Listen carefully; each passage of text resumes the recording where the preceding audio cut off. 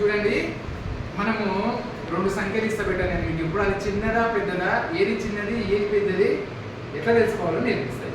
దాని తర్వాత ఏం చేద్దాం, మనము ఆరోహణ అవరోహణ కూడా నేర్చుకుందాం. ఆరోహణ అంటే ఏంటి, తక్కువ నుంచి ఎక్కువ. అవరోహణ అంటే ఎక్కువ నుంచి తక్కువ. ఈ రెండు నేర్చుకుందాం బేట ఇప్పుడు. ఓకేనా? చూడండి బేట, ఇప్పుడు నేను రెండు నెంబర్స్ ఇస్తున్నా. ఇక్కడ 2 తీసుకున్నా, ఇక్కడ 7 తీసుకున్నా.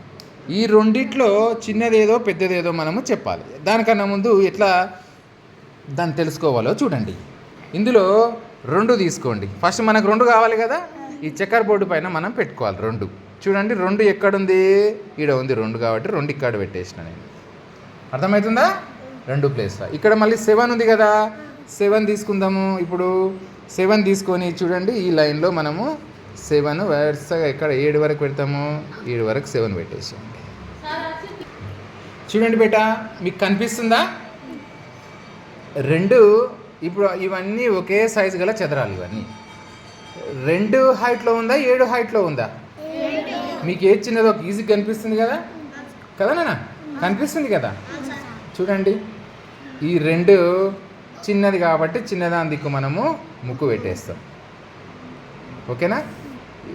7 కన్నా 2 చిన్నది. అదే ఇక్కడ గుర్తు మార్చండి, ఇదండి చిన్న గుర్తు ఇక్కడ పెట్టేస్తే అయిపోతుంది.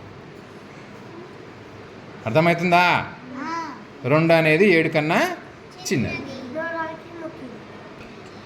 ఇప్పుడు చూడండి అన్న, ఒక లెక్క మారుస్తున్నా నేను. ఇక్కడ 9 ఎంత నాన్న, ఇది 9, ఇది 3. ఓకేనా? ఇక్కడ 9, ఇక్కడ 3 తీసుకున్నా. మనకు తెలుసు కదా, ఫస్ట్ ఏం చేయాలి, ఈ చెక్కర్ బోర్డు పైన చెక్ చేసుకోవాలి ఏది చిన్నదో ఏది పెద్దదో. మీకు ఫిజికల్గా కనిపించాలి చిన్నగా పెద్దగా అనేది.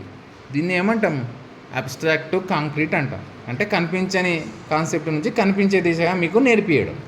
చూడండి 9 తీసుకుందాం. ఇప్పుడు 9 ఎక్కడ పెట్టాలో చూడండి, ఇక్కడ పెట్టేసారు. నెక్స్ట్ ఏముంది, 3 ఉంది. చూడండి 3 తీసుకుంటున్నా, ఎక్కడ పెట్టాలో చూడండి. 3 ఇదే లైన్లో, ఇక 3కు సూటి క్లియర్గా మీకు కనిపిస్తుంది కదా బేట.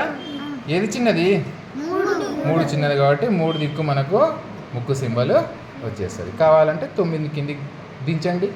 9 ఈజ్ గ్రేటర్ దెన్ 3. అదే గుర్తు ఇప్పుడు ఇక్కడ మార్చాలి మీరు. చూడండి, అర్థమవుతుందా?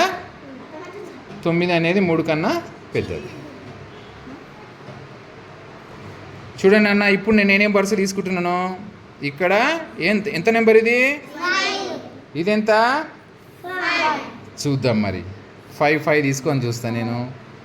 సింబల్ అనేది ఏ గుర్తు పెట్టొద్దు, పై వైపు పెట్టండి. ఇది ఏ గుర్తు సూచించదు ఇట్లా పెడితే. ఓకే, డిసైడ్ అయిన తర్వాతనే గుర్తు మార్చాలి. చూడండి 5 తీసుకుంటున్నా నేను.